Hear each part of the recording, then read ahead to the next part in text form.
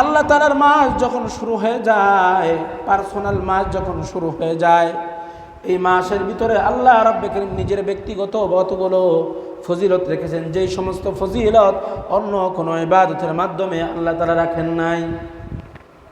পৃথিবীর মধ্যে দেখবেন যার যে পার্সোনালি জিনিস হোক, পার্সোনালিটি তার কামরা হোক, পার্সোনালিটি গাড়ি হোক, পার্সোনালিটি প্রাইভেট জেট হোক, পার্সোনালিটি বঙ্গভবন হোক, যে কোনো জিনিস হোক, পার্সোনাল জিনিসকে যেমন মানুষ একটু বেশি প্রাইভেসি দেয়, প্রায়োরিটি দেয়, একটু বেশি গুরুত্ব দেয়, আল্লাহ রাব্বুল কারীম যেই 12টা মাস দান করলেন, 12টা মাসের মধ্যে সবচেয়ে সম্মানিত প্রাইভেট মাস হলো আল্লাহ রাব্বুল কারীমের মাহে রমজান মাস। এই মাহে রমজান মাস আল্লাহর কাছে এত দামি, এত দামি, এত দামি। মাহে রমজান মাস পর্যন্ত যারা পৌঁছাবে এদের মর্যাদা তো আল্লাহ তাআলার কাছে আছেই বটে। শুধু তাই নয়, আল্লাহ তাআলা মাহে রমজানকে লক্ষ্য করে, উদ্দেশ্য করে শুধুমাত্র গুনাহগার নেককারদেরকে নয়, গুনাহগার যারা আছে দুনিয়ার থেকে বিদায় নিয়ে অন্ধকার কবরে শহীদ হয়ে গেছে, আল্লাহ রাব্বুল কারীম মাহে রমজানের জন্য তাদেরকেও মাফ করে দিয়েছে। শুধু তাই নয়, এই মাস আসার সঙ্গে সঙ্গে আসমানের জমিনের উপরে যে লীলা খেলাগুলা শুরু হয়ে যায়। হাদিস শরীফের ভিতরে আল্লাহর রাসূল সাল্লাল্লাহু আলাইহি ওয়াসাল্লাম ওই কথাটাই নিজের ভাষায় বলেন, ইদা দাখালা শাহরু রমাদান ফুতিহাত আবওয়াবুস সামা। ইদা দাখালা শাহরু রমাদান, যখন রমজান মাস প্রবেশ করে, রমজান মাস অর্থাৎ আল্লাহ তাআলার প্রাইভেট মাস যখন মানুষের মধ্যে আসে, আল্লাহ তাআলা তখন কি করেন? ভাই, ফুতিহাত আবওয়াবুস সামা, আসমানের সমস্ত দরজাগুলো খুলে যায়। আসমানের সমস্ত দরজাগুলো খুলে যায়, আসমানের সমস্ত দরজাগুলো খুলে যায়। শুধু তাই নয় রে মুমিন, ওয়া গুল্লিকাত আবওয়াবু জাহান্নাম, দুনিয়ায় যারা রোজা রাখবে,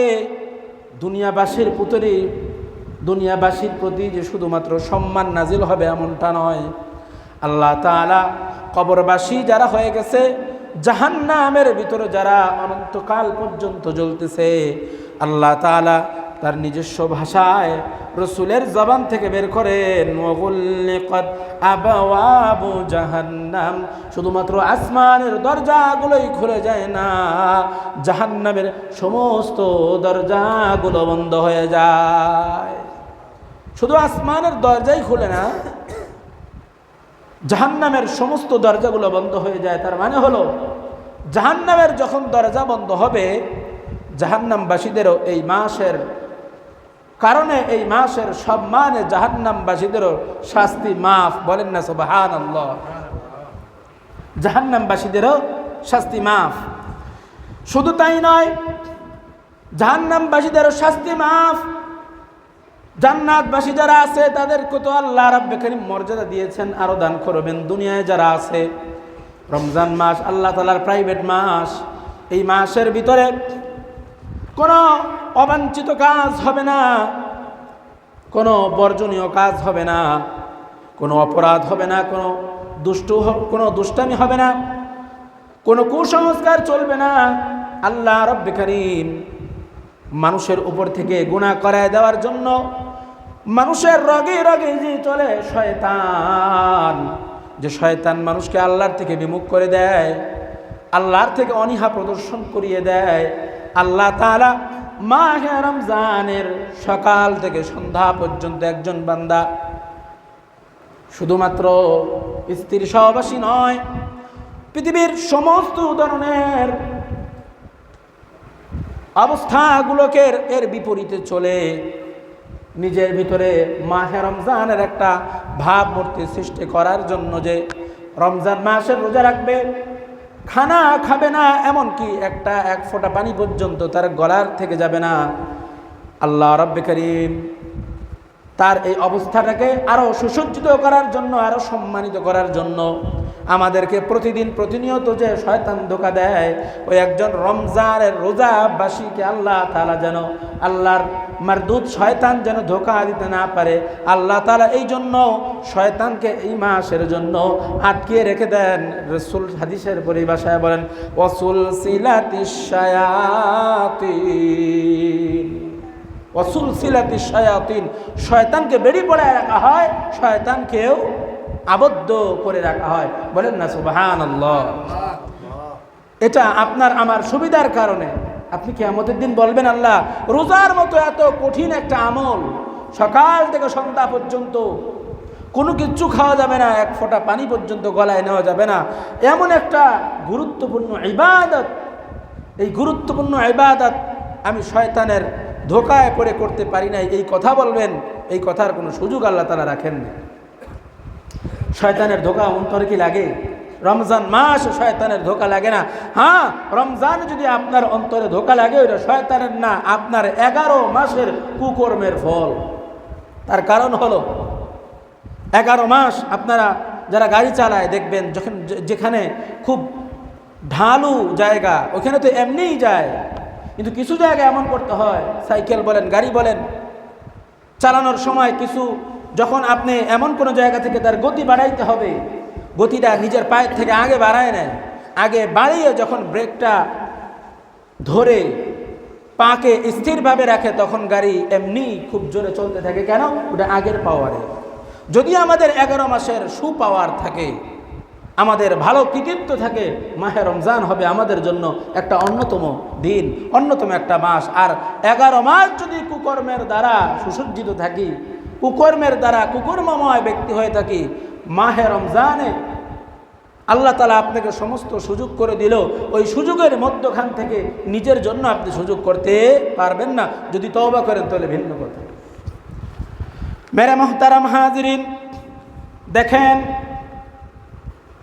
এই হলো মাহে রমজানের সম্মান। এবার দেখেন, যে ব্যক্তি মাহে রমজানের রোজা রাখে তার সম্মান কেমন। মহিলারা যেমন একটা উন্না কিনে, একটা উন্নার দাম হয়তো বা 150 টাকা কিংবা 200 টাকা। এই উন্নাটা যখন কোনো মেয়ে তার বুকের উপরে জড়ায় নেয়, কোনো কাপড় যখন তার বুকের উপরে জড়ায় নেয়, তখন উন্নার দাম আর 150 আর 200 টাকা থাকে না। উন্নার দাম তখন আর 150 টাকা আর 200 টাকা থাকে। ওই উন্নাটার দাম বা ওই পোশাকটার দাম 150 আর 200 টাকা থাকে না। ওই গায়ের পোশাকের দাম 500 আর 1000 থাকে না। ওই উন্নার দাম, ওই পোশাকের দাম আর নারীর ইজ্জতের দাম সমান হয়ে যায়। ঠিক কিনা বলেন? ওই উন্নার দাম আর নারীর ইজ্জতের দাম সমান হয়ে যায়।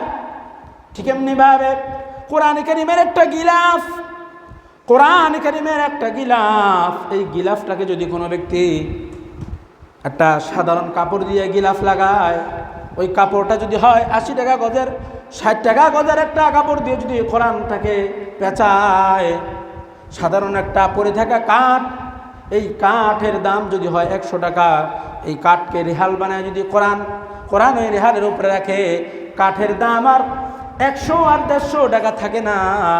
ওই কাপড়ের দাম আর 60 টাকা 70 টাকা থাকে না। ওই কাপড়ের দাম কোরআনের কারণে আরো বেড়ে যায়। কথা বলেন ঠিক কিনা? এই কোরআনের কারণে সব কিছুর দাম বেড়ে যায়। যেমনিভাবে একটা নারীর ইজ্জতের কারণে তার ওই 150 টাকা দামের রুমালটা, 150 টাকা দামের কাপড়টা, 150 টাকা দামের উন্নাটার দাম আর তার ইজ্জতের দাম যেমনিভাবে সমান হয়ে যায়।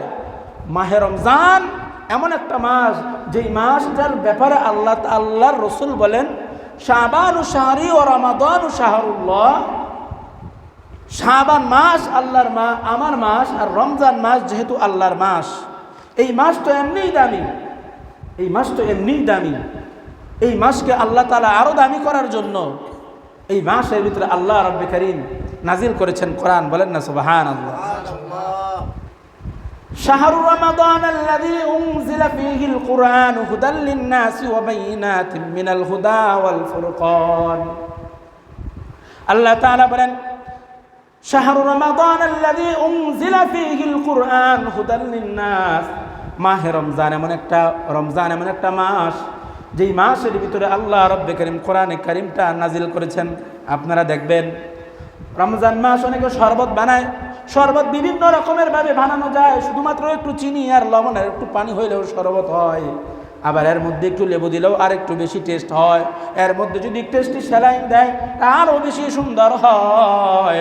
এই শরবতের মধ্যে যদি আর একটু রুয়াবজা দেয় এটার দাম আরও বেড়ে যায়, ঠিক কিনা বলেন? এর মধ্যে যদি ভুসি দেওয়া হয় এটার দাম আরও বাড়ে, এটার স্বাদ আরও বাড়ে। এর মধ্যে যদি আবার একটু ফলও দেওয়া হয় কুচি কুচি করে, এটার স্বাদ এবং এটার মর্যাদা এবং এই শরবতের কোয়ালিটি আরও বেড়ে যায়। ঠিক এমনিভাবে আল্লাহ রাব্বুল কারীম মাহে রমজানকে সম্মানিত করেছেন, মর্যাদাবান করেছেন। এই মাহে রমজানের ভিতরে কোরআন নাজিল হওয়ার কারণে, মাহে রমজানের ভিতরে শবে কদর নাজিল হওয়ার কারণে মাহে রমজানের দাম আরও বেশি বেড়ে গেল। বলেন সুবহানাল্লাহ। এই হলো মাহে রমজানের দাম, এই হলো মাহে রমজানের দাম। এখন কথা হলো, এটা যদি মাহে রমজানের দাম হয় তাহলে এই মাহে রমজানের ভিতরে যে ব্যক্তি পাড়া দেবে, যে ব্যক্তি মাহে রমজান পাবে, এই ব্যক্তির দাম বাড়বে কি বাড়বে না? এই ব্যক্তিরও দাম বাড়বে। আল্লাহ রব্বে কারীমের কাছে এই ব্যক্তিরও দাম 1000 গুণে বেড়ে যাবে। কেমন দাম আল্লাহ রব্বে কারীমের কাছে বাড়বে রে মুমিন? রাসূল সাল্লাল্লাহু আলাইহি ওয়াসাল্লাম হাদিস শরীফের মধ্যে বলেন, রমজান মাস, এই রমজান মাসের ভিতরে কোনো একটা ব্যক্তি যদি 2 রাকাত নফল নামাজ পড়ে, কয় রাকাত নফল নামাজ বলেন? 2 রাকাত নফল নামাজ পড়ে, অথবা কথার আগে যদি আমি এইভাবে বলি, মাহে রমজানের মধ্যে কোনো ব্যক্তি যদি একটা নফল আমল আদায় করে, একটা নফল আমল আদায় করে, আল্লাহ রাব্বে কারীম এই নফল আমলের বরকত, এই নফল আমলের মর্যাদা অন্য মাসের তুলনায় একটা ফরজের সমান বাড়িয়ে দিয়েছেন। অন্য মাসের তুলনায় একটা ফরজের সমান আল্লাহ তাআলা এই মাসের একটা নফলের দাম বাড়িয়ে দিয়েছেন। শুধু তাই নয়, এই যদি হয় একটা নফল আমলের বরকত, দেখেন তাহলে ফরজ আমলের বরকত কি? এই যদি হয় একটা নফল আমলের বরকত, ফরজ আমলের বরকত আল্লাহ রেখেছেন। কোনো ব্যক্তি যদি এই মাসের ভিতরে একটা ফরজ আমল আদায় করে, একটা ফরজ আমল আল্লাহ রাব্বে কারীম মাহে রমজানের বাইরে 70টা ফরজের মর্যাদা রেখে দিয়েছেন। মর্যাদা মানে হচ্ছে এটা, মাহে রমজানে একটা নফল কোনো ব্যক্তি যদি আদায় করে, এই একটা নফলের কারণে আল্লাহ রাব্বে কারীম অন্য মাসের একটা ফরজের সওয়াব দান করবেন। বলেন না সুবহানাল্লাহ। ঠিক এমনি ভাবে রমজানের ভিতরে কোনো ব্যক্তি যদি একটা ফরজ আদায় করে, তাহলে ওই একটা ফরজের সমান, একটা ফরজের সওয়াব, এর মর্যাদা অন্য মাসের 70টা ফরজের সমতুল্য দেওয়ার কারণ হলো এটা, এর অর্থ হলো এটা, অন্য মাসের 70টা ফরজ আদায় করলে তার যেই পরিমাণ নেকি হইতো, 70টা ফরজ আদায় করলে যেই পরিমাণ নেকি হইতো, মাহে রমজানে একটা ফরজ আদায় করার কারণে আল্লাহ রাব্বুল কারীম অন্য মাসের তুলনায় আল্লাহ তাআলা ওই বান্দাটাকে 70টা ফরজের সওয়াব দান করবেন। বলেন না সুবহানাল্লাহ। এই মর্যাদা আল্লাহ রাব্বুল কারীমের কাছে আমরা পেয়েছি আমাদের গুণের কারণে না। এই মর্যাদা আমরা পেয়েছি আমাদের গুণের কারণে না, আমাদের চেহারার কারণে নয়। পুরা বিশ্ববাসী আজকে মুসলমানদের কাছ থেকে 2টা নিয়ামত তারা ছিনিয়ে নিতে চায়। একটা হচ্ছে কোরআন, আর একটা হচ্ছে রাসূলের আদর্শ। একটা হচ্ছে কোরআন, আর একটা হচ্ছে রাসূলের আদর্শ।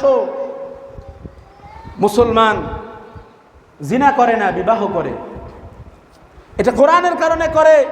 মুসলমান গরু খায়, মুরগি খায়, খাসি খায়, শুকুর খায় না, এটা কোরআনের কারণে। তার কারণ হচ্ছে আপনারা এগুলো ছোটকাল থেকে মাসালাগতভাবে জেনে আমল করেন নাই, দেখে দেখে করেছেন। ঠিক কিনা বলেন? আপনারা দেখছেন যে মুরগি খাওয়া এটা হালাল, গরু খাওয়া হালাল, খাসি খাওয়া হালাল, শুকুর খাওয়া এটা আমাদের সমাজে প্রচলন নাই, এবং শুকুর খাওয়া এটা হারাম। এটা আপনারা দেখে দেখে অভ্যস্ত হয়েছেন।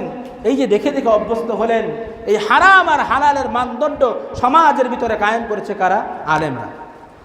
আলেমরা সমাজের ভিতরে কায়েম করেছে। আর আলেমরা এই সমাজের ভিতরে এই হালাল আর হারামকে, এটাকে বিভক্ত করেছেন কিসের মাধ্যমে? কোরআনের মাধ্যমে। আজকে অধুনা বিশ্বের বিভিন্ন দেশের ভিতরে মানুষের ভিতরে হালাল হারামের কোনো বাস নাই, হালাল হারামের ভিতরে কোনো বাস নাই। কুকুর যেমন আর একটা কুকুরের সাথে তার কোনো মামক, মামি, খালা, ফুফি এরকম কোনো বাসগোস নাই, ওই সমস্ত ইহুদি নাসারাদের ভিতরে যেমন এমনি কোনো বাসগোস নাই। আজকে এই সমস্ত অকারেন্স কুপ্রথা মুসলমানদের ভিতরে ঢোকানোর চেষ্টা করা হচ্ছে, মুসলমানদের ভিতরে ঢোকানোর চেষ্টা করা হচ্ছে। আর একটা হচ্ছে রসুলের আদর্শ, আরেকটা কি, আর একটা হচ্ছে রসুলের আদর্শ। এই রসুলের আদর্শ যতদিন পর্যন্ত মুসলিম জাতির ভিতরে থাকবে তাদেরকে কেউ হটাইতে পারবে না। তাদের ভিতরে কোনো কুসংস্কার, ইহুদি নাসারাদের কোনো পৈশাচিক কোনো পাশবিক আচরণ ঢুকাইতে পারবে না। এজন্য তারা সাকসেসফুল হবে না, যার কারণে আমাদের মধ্যখান থেকে তারা কোরআনকে উঠিয়ে নিয়ে যেতে চায় এবং অন্যান্য শিক্ষাকে তারা বেশি প্রায়োরিটি দিতে চায়। মেরা মুহতারাম হাজরিন, বলতেছিলাম আল্লাহ রাব্বুল কারীম মাহে রমজানের কারণে একজন ব্যক্তিকে এই পরিমাণ সম্মান দান করবেন। শুধু তাই নয়, এই মাহে রমজান এর মাসের সম্মান হলো এই মাসের ইবাদতের সম্মান হলো এরপরে দেখেন এবার যে ব্যক্তি ইবাদত করবে এই পরিমাণ কি, এই ব্যক্তির কি পরিমাণ প্রায়োরিটি আল্লাহ রাব্বুল কারীম দান করেন, কি পরিমাণ মর্যাদা আল্লাহ তাআলা দান করেন। মানুষের মুখের গন্ধ এটা বড় খারাপ, ঠিক কিনা বলেন? মানুষের মুখের গন্ধ এটা খুবই খারাপ, এটা আল্লাহর কাছে খুব, এটা প্রত্যেকটা মানুষের কাছে, এটা বাথরুমের খারাপের গন্ধ থেকেও মানুষের মুখের গন্ধটা আরও বেশি খারাপ। কিন্তু মাহে রমজানের ভিতরে কোনো ব্যক্তি যদি রোজা রাখে, তার ব্রাশ না করার কারণে নয়, এটা তার রোজা রাখার কারণে।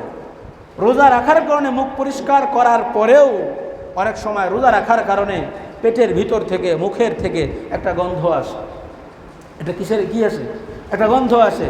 এটা ব্রাশ না করার কারণে, ব্রাশ করার পরেও, মেসওয়াক করার পরেও রোজার কারণে যেই বদবুটা মানুষের মুখের থেকে আসে, আল্লাহ রাব্বুল কারীম আল্লাহর কাছে এই বদবুটা এর মর্যাদা হচ্ছে মিশকাম্বরের তুলনায়। বলেন না সুবহানাল্লাহ। এই হচ্ছে মাহে রমজানের কম বেশি ইতিহাস, মাহে রমজানের ফজিলত, মাহে রমজানের ভিতরে ইবাদতের ফজিলত আর মাহে রমজানের ব্যক্তির ফজিলত। এবার আসেন আল্লাহ রাব্বুল কারীম কোরআন কারীমের মধ্যে বলেন, আমি রমজান মাস নাজিল করলাম। এই রমজান মাস কেন আমি নাজিল করলাম? রমজান মাস নাজিল করার পিছনে আমার কারণ কি?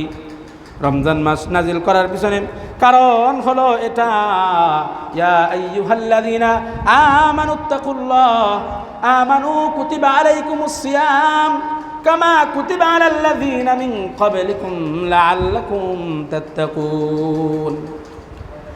আল্লাহ রাব্বুল কারীম বলেন, ইয়া আইয়ুহাল্লাযীনা আমানু কুতিবা আলাইকুমুস সিয়াম, হে ঈমানদাররা তোমাদের উপর রোজাকে ফরজ করা হয়েছে। রোজাকে কি করা হয়েছে? রোজাকে তোমাদের উপরে ফরজ করে দেওয়া হয়েছে। ফরজ হলো ওই বিধান, কোনো ব্যক্তি যদি ফরজকে অস্বীকার করে, বলে আমি রোজাকে অস্বীকার করলাম, এই কথাটা বলার সাথে সাথে সে আর মুসলমান থাকবে না, কাফেরের খাতায় তার নাম চলে যাবে, কাফেরের খাতায় তার নাম চলে যাবে। আল্লাহ তাআলা রমজানটা প্রত্যেকটা মানুষের উপরে ফরজ করেছেন। ফরজ কোনো ব্যক্তি রমজান মাসে যদি একটা রোজা রাখে, সুতরাং আমরা হাদিস থেকে বুঝতে পারলাম রমজানে একটা মাত্র ফরজ আদায় করার কারণে অন্য মাসে 70টা রোজা রাখলে যেই পরিমাণ নেকি পাইত, রমজান মাসে একটা রোজা রাখার কারণে আল্লাহ তাআলা ওই 70টা নেকি তাকে দান করে দেন, 70টা নেকি তাকে দান করে দেন। এবার আল্লাহ রাব্বুল কারীম বলেন, কুতিবা আলাইকুমুস সিয়াম কামা কুতিবা আলাল্লাযীনা মিন ক্বাবলিকুম কামা কুতিবা আলাল্লাযীনা মিন ক্বাবলিকুম। শুধু আমি এই রোজাটা তোমার উপরে ফরজ করি নাই। মুমিনরা, তোমাদের কাছে মনে হতে পারে সকাল থেকে সন্ধ্যা পর্যন্ত, সুবহ সাদিক থেকে নিয়ে সূর্যাস্ত পর্যন্ত এমন একটা রোজার বিধান মনে হয় আল্লাহ আমার উপরই দান করেছে, এমন একটা রোজা মনে হয়, এমন একটা বিধান, এমন একটা কষ্টের বিধান মনে হয় আমার জন্যই দান করেছে। না, এমন একটা বিধান আল্লাহ রাব্বুল কারীম আপনার জন্যই দান করেন নাই। কামা কুতিবা আলাল্লাযীনা মিন ক্বাবলিকুম, ইতিপূর্বেও আমি প্রত্যেকটা নবীর উপরে রোজা রেখেছিলাম। হযরত আদম আলাইহিস সালাতু ওয়াস সালামের সময় রোজার বিধান ছিল, এটা প্রত্যেক মাসের 14, 15, 16, এটা বলা হয় আইয়ামে বীজ। আইয়ামে বীজের রোজা সারা বছর। নূহ আলাইহিস সালাতু ওয়াস সালাম শাওয়াল মাসের 1 তারিখে থেকে রোজা রাখতেন, আবার জিলহজ মাসের 10টা রোজা রাখতেন নূহ আলাইহিস সালাতু ওয়াস সালাম। কম বেশি প্রত্যেকটা নবীর উপরে রোজার একটা সিস্টেম ছিল। এই জন্য বলেন কামা কুতিবা আলাল্লাযিনা মিন ক্বাবলিকুম, অপূর্ণাঙ্গভাবে আমি রোজাগুলোকে অন্যদের মধ্যে সুবিন্যস্ত করেছি, কিন্তু মিন ক্বাবলিকুম লাআল্লাকুম তাত্তাকুন, তোমাদের উপরেও আমি আল-ইয়াওমা আকমালতু লাকুম দীনাকুম, আল-ইয়াওমা আকমালতু লাকুম দীনাকুম, ইসলামকে পরিপূর্ণ করে আমি তোমাদের উপরে রোজাকেও ফরজ করলাম।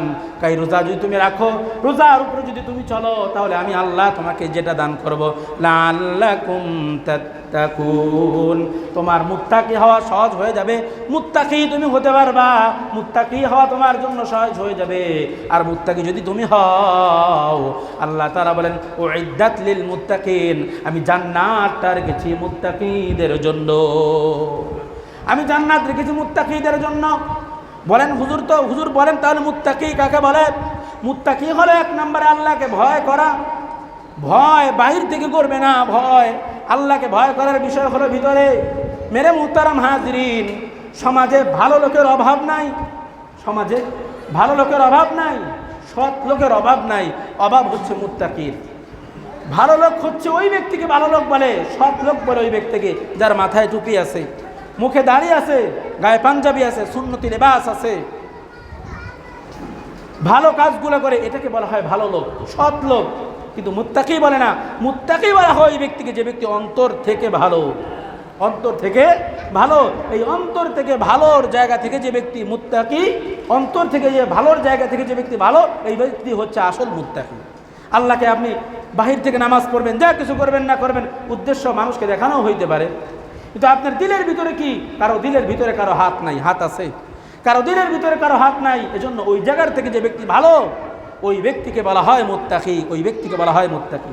উপর থেকে সালাম, আসসালামু আলাইকুম, মনের ভিতরে হাজারটা কুচ্ছা দিয়ে তার ভিতরে ভরা, এই ব্যক্তি আল্লাহর কাছে কোনোদিন এই ব্যক্তি ছাড় পাবে না। তার কারণ হচ্ছে ইন্নাল্লাহা লা ইয়ানজুরু ইলা সুওয়ারিকুম ওয়া আমওয়ালিকুম ওয়ালাকিন ইয়ানজুরু ইলা কুলুবিকুম ওয়া আমালিকুম। আল্লাহ তাআলা বলেন, তোমাকে দেখতে কত সুন্দর লাগে, আমি আল্লাহ তাআলা দেখব না তোমার কি পরিমাণ সম্পদ আছে। দুনিয়ার মানুষ যার সম্পদ বেশি তার প্রতি মাইল বেশি, তার বেশি মানুষ আসক্তি বেশি। আল্লাহ তাআলা বলেন, আমি তোমার চেহারা কেমন এটাও দেখব না, আমি তোমার সম্পদ কি পরিমাণ আছে আমি এটাও দেখব না। ওয়ালাকিন ইয়ানজুরু ইলা কুলুবিকুম ওয়া আমালিকুম, আমি আল্লাহ তাআলা দেখব তোমার হৃদয়ের ভিতরে আমলটা কেমন। ইলা কুলুবিকুম ওয়া আমওয়ালিকুম ওয়া আমালিকুম, তোমার হৃদয় কেমন আর তোমার হৃদয়ের ভিতরে তোমার আমলটা কেমন, আমি তোমার আমল দেখব আর তোমার হৃদয়ের ভিতরটাকে দেখব। আপনি ইমাম সাহেব আসসালামু আলাইকুম বলে সালাম দিলেন, খুব মহাব্বত করতেছেন, পিছনে পিছনে আবার গীবত করতেছেন। আপনি আমার সামনে যদিও একটা সালাম দিয়ে ভালো হতে পারেন, কিন্তু আল্লাহর কাছে মোটেও আপনি ভালো না। এটা আমি না, যে কেউ হতে পারে। সমাজের ভিতরে কিছু লোক এমন আছে, এ পক্ষের দুই পক্ষের মাঝখানে থাকে কি থাকে না, দুই পক্ষের মাঝখানে থাকে। এই পক্ষকে বলে ওই পক্ষ ভালো না, আর এই পক্ষকে গিয়া বলে ওই পক্ষে ভালো না। এই পক্ষের কথা ওই পক্ষে যখন বলে মনে হয় যেন আমি তাদের বিরুদ্ধে আর তোমার সর্বোচ্চ পক্ষে, আবার যখন ওই পক্ষে যায় তখন এদেরকে বলে মনে হয় যেন আমি তাদের পক্ষে, আমি তোমাদের পক্ষে আর তাদের বিরুদ্ধে। এমন আমাদের সমাজে এরকম মানুষ আছে না নাই? অহর আছে। আল্লাহ রাব্বে কারীমের কাছে এই সমস্ত ব্যক্তির কোনো দাম নাই, না আল্লাহর কাছে দাম আছে, না ওই মানুষের মধ্যেও দাম আছে। তার কারণ হলো ভিতরগত জায়গা থেকে আপনি যত ভালো হওয়ার চেষ্টা করেন না কেন, মানুষের কাছে আপনি তেমনই হিসাবে পরিচিত হবেন, যেমনই ভাবে আপনি দিল থেকে আপনি যেমন মানুষের কাছে, মানুষের হৃদয়ে আপনার অবস্থানটা হবে ঠিক তেমনই। আল্লাহ তাআলা এই সমস্ত কথা বুঝার তৌফিক আমাদেরকে দান করেন। রমজান মাস, এই রমজান মাসে রাসূল সাল্লাল্লাহু আলাইহি ওয়াসাল্লাম আপনাকে আমাকে 4টা আমল দান করেছেন। কয়টা আমল? আল্লাহর রাসূল সাল্লাল্লাহু আলাইহি ওয়াসাল্লাম আপনাকে আমাকে রমজান মাসে 4টা আমল দান করেছেন। একটা আমল হচ্ছে আল্লাহর রাসূল সাল্লাল্লাহু আলাইহি ওয়াসাল্লাম বলেন, মাহে রমজানের ভিতরে সাহাবায়ে কেরামকে বলেন, মাহে রমজানের ভিতরে বেশি থেকে বেশি ইস্তিগফার আদায় করবা। 1 নম্বরে ইস্তিগফার আদায় করবা। এই জন্য মুসল্লিয়ান কেরাম হাজিরিন, আমি আপনাদেরকে বলবো প্রত্যেক দিন কমাস কম না হইলেও 100 বার আস্তাগফিরুল্লাহাল্লাযী লা ইলাহা ইল্লা হুয়াল হাইয়ুল কাইয়্যুম ওয়া আতুবু ইলাইহি। প্রত্যেক দিন 100 বার করলে 30 দিন, মাহে রমজানে 30 দিন হবে 3000 বার। নবীজি বলেন, এই মাহে রমজানের যখন ইফতারির সময় হয়, ইফতারির সময়ের সাথে সাথে ইফতারির সময়ের আগে আল্লাহর কাছে যত দোয়া করা হয় সমস্ত দোয়া কবুল। ঠিক এমনিভাবে যখন সেহরি খাওয়ার সময় শেষ হয়ে যায় এই সময় আল্লাহর কাছে যত দোয়া করবে সমস্ত দোয়া কবুল। রোজা রাখা অবস্থায় আল্লাহর কাছে যত দোয়া করবে সমস্ত দোয়াগুলা কবুল, সমস্ত দোয়া কবুল। এজন্য আল্লাহর কাছ থেকে কিছু পাইতে হইলে আগে নিজে যে অপরাধী এটাকে পরিষ্কার করতে হবে।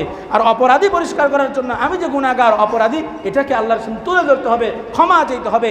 এই ক্ষমাটা চাওয়ার জন্য প্রত্যেক দিন আমরা কি করব? নিম্নে 100 বার, উপরে যতবার পারি 100 বার ইস্তেগফার আদায় করব। না পারলে আমার কাছ থেকে শিখে নেবেন। 100 বার ইস্তেগফার, 100 বার। 2 নম্বরে আল্লাহর রাসূল বলেন প্রত্যেক দিন বেশি থেকে বেশি 2 নম্বর যে আমলটা করবে এটা হলো লা ইলাহা ইল্লাল্লাহর জিকির। বলেন সুবহানাল্লাহ, লা ইলাহা ইল্লাল্লাহ। এটা প্রত্যেক দিন 100 বার আপনাদেরকে আমল বা 100 বারই বলতে হবে এটা এমন না, আপনি যত বেশি পারেন, তবে 100 বারের নিচে করেন না। হাদিস শরীফে আসছে যে ব্যক্তি 100 বার আমল করবে দুনিয়া পরিমাণ নেকি আল্লাহ তাআলা তাকে দান করবে। এজন্য 100 বার নিম্নে 100 বার করব। 3 নাম্বার রাসূল সাল্লাল্লাহু আলাইহি ওয়াসাল্লাম বলেন এই মাসে আল্লাহর কাছে বেশি থেকে বেশি জাহান্নাম থেকে মুক্তি চাইবা, জাহান্নাম থেকে মুক্তি চাইবা, জাহান্নাম থেকে বেশি মুক্তি চাবে আল্লাহর কাছে। 4 নাম্বার হচ্ছে আল্লাহর কাছে বেশি থেকে বেশি জান্নাত চাইবা। 1 নাম্বার হলো ইস্তেগফার, আস্তাগফিরুল্লাহাল্লাযী লা ইলাহা ইল্লা হুয়াল হাইয়ুল কাইয়্যুম ওয়া আতুবু ইলাইহি। 1 নাম্বার। 2 নাম্বার হচ্ছে ওটা যে বেশি থেকে বেশি লা ইলাহা ইল্লাল্লাহ নিম্নে 100 বার। 3 নাম্বার এক দোয়া যদি পড়ি তাহলে 2টা শামিল হয়ে যায়। আল্লাহুম্মা ইন্না নাসআলুকাল জান্নাতাল ফিরদাউস ওয়া নাউযু বিকা মিনান নার। আল্লাহুম্মা ইন্না নাসআলুকাল জান্নাতাল ফিরদাউস, আল্লাহ আমি আপনার কাছে জান্নাতুল ফিরদাউস চাই। ওয়া নাউযু বিকা মিনান নার, এবং জাহান্নাম থেকে মুক্তি চাই। তাহলে এক দোয়ায় 2 জিনিস শামিল হয়ে গেল। চাওয়াও হইল পরিত্রাণ পাওয়ার জন্য যেটা চাওয়া ওইটাও হইল, জান্নাতও চাওয়া হইল। এই 4 আমল আমরা করতে পারবো তো ইনশাআল্লাহ। মাহে রমজান আসতেছে, আপনার আমার জীবনে হতে পারে এটা আপনার আমার জীবনের শেষ মাহে রমজান। কিয়ামতের দিন আল্লাহর কাছে কোনো ওজর চলবে না। আমি গরিব ছিলাম, আমি অসুস্থ ছিলাম, এইটা সেইটা। অসুস্থ থাকলে হুজুরের কাছে সেই মাসালা আছে, এই মাসালা জানবেন। নিজে নিজে মুফতি সাহেব হবেন না, আমার একটু পাতলা বেকানো হয়েছে ব্যাস রোজা ছেড়ে দাও না। আপনার কতটুকু অসুস্থ থাকলে পরে গিয়ে আপনি রোজা ছাড়তে পারবেন, এটা শরীয়ত নির্ধারণ করে দিয়েছে কোরআন হাদিসের ভিতরে। আসবেন আমার কাছে জিজ্ঞাসা করবেন, বা ইসলামিক ডাক্তার যে ধর্মীয় ডাক্তার ওই ব্যক্তি যদি তাকে পরিমাণ নির্দিষ্ট করে দেয় এর মধ্যে আপনি রোজা ভাঙতে পারবেন কি পারবেন না শরীয়তের মানদণ্ডে আপনাকে বলবে, এরপরে রোজা ভাঙতে পারবেন। নিজে নিজে যদি মুফতি সাহেব হন আমার শরীরে কুলায় না, তাহলে আল্লাহর রব্বে কারিমও কিয়ামতের ময়দানে আপনাকে ক্ষমার ধৈর্যই কুলাবে না। আল্লাহ তাআলা আমলগুলো করার তৌফিক দান করুন। গতবার আমরা রমজান ব্যাপী একটা সুখবর দিয়েছিলাম আপনাদেরকে যে যদি রমজানের ভিতরে কোনো ব্যক্তি 5 ওয়াক্ত নামাজ জামাতের সাথে পড়ে, 5 ওয়াক্ত নামাজ এটা জামাতের সাথে পড়ে, তাহলে আমরা 5 ওয়াক্ত নামাজ জামাতের সাথেও পড়বে এবং তারাবির নামাজও পড়বে। দুটোটা যদি ঠিকঠাক মতো থাকে, অথবা তার 5 ওয়াক্ত নামাজ ঠিক মতো আছে, কোনো কারণে তার আপনার তারাবি নামাজ ছুটে গেছে, এই জাতীয় কিছু হয়, যদি এই 2টা জিনিস ঠিক থাকে তাহলে আমরা ঈদের দিন তাকে একটা পুরস্কার ঘোষণা করব। গত বছর মাশাআল্লাহ অনেকে পুরস্কার পাইছেও, আপনারা দেখেছেন না, অনেকে পুরস্কার পেয়েছে। এই ঘোষণাটা এই বছর আপনাদেরকে দেওয়া হলো। এটা যদি ইনশাল্লাহ আমরা যারা আসবেন তারা রমজানের আগের দিন এখানে ফরম আছে, ফরম নিয়ে যাবেন, অথবা ফরম এখানে থাকবে, তারাবির পরে আমার কাছ থেকে টিক দিয়ে নিয়ে যাবেন, বা যে কোনো এক ওয়াক্তে টিক দিয়ে নিয়ে যাবেন। তাহলে এটা যখন পুরা হবে ওই যার যার মান অনুযায়ী ঈদের দিন সকলকে পুরস্কার দেওয়া হবে। এই আমলটা আমরা করতে পারবো তো ইনশাল্লাহ? একটু টাইম নিলাম আপনাদের কাছ থেকে। এই আমলটা এই প্রতিশ্রুতি আমরা নিতে পারবো তো ইনশাল্লাহ? আমরা যারা না পারি, আমাদের সন্তানরা যারা আছে, সন্তানদের উপরে এটার জন্য রশি লাগাই দিতে হবে তার কোমরে, অর্থাৎ হুকুমের পায়রবি লাগাই দিতে হবে। নতুবা আমি যারা যুবক ভাইয়েরা আছেন বা ছোট বা প্রাপ্তবয়স্ক আছেন, আমি আপনাদেরকে বলবো, আপনাদের পিতামাতারা যদি এটা আপনাদেরকে না বলে তাহলে বোঝা গেল রসুল বলেছেন ওই পিতা তার সন্তানকে ভালোবাসে যে তাকে দিন শিক্ষার প্রতি অগ্রগামী করে দেয়, তাকে আদেশ দেয়। যেই পিতা তার সন্তানকে দিন শিক্ষার প্রতি অগ্রগামী করে না, সে তাকে আসলে ভালোই বাসে না। এজন্য আমরা পিতারা সত্যিকার অর্থে এইভাবে ভালোবাসবো, এবং আমরা যারা যুবক সমাজ আছি আমরা এটা চেষ্টা তো করতে পারি না, ফরম নিয়ে চেষ্টা তো করতে পারি ইনশাল্লাহ। আল্লাহ তাআলা আমাদেরকে আমল করার তৌফিক দান করেন। সকলে বলুন আমিন। ওয়া আখিরু দাওয়ানা আলহামদুলিল্লাহি রাব্বিল আলামিন।